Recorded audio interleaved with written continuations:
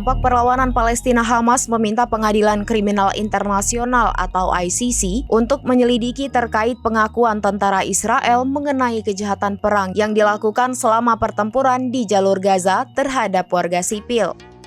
Hamas mengajukan permohonan tersebut pada hari Rabu 10 Juli 2024, 2 hari setelah media Israel Plus 972 Magazine dan Local Call menerbitkan laporan rinci dari mantan tentara Israel.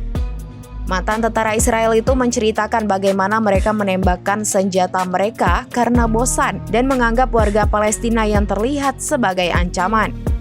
Keenam tentara Israel yang diwawancarai itu menceritakan bahwa mereka secara rutin mengeksekusi warga sipil, terutama karena mereka telah memasuki wilayah yang ditetapkan sebagai zona terlarang oleh IDF.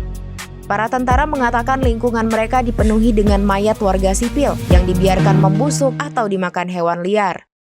Mereka menyebut bahwa tentara Israel hanya menyembunyikan jenazah menjelang kedatangan konvoi bantuan internasional. Hamas mengatakan praktik kriminal yang dilakukan pasukan Israel menjadikan warga sipil tak bersenjata sebagai target hiburan.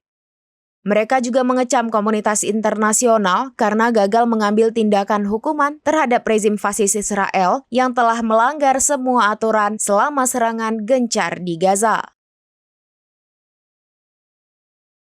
Download Tribun X sekarang, menghadirkan lokal menjadi Indonesia.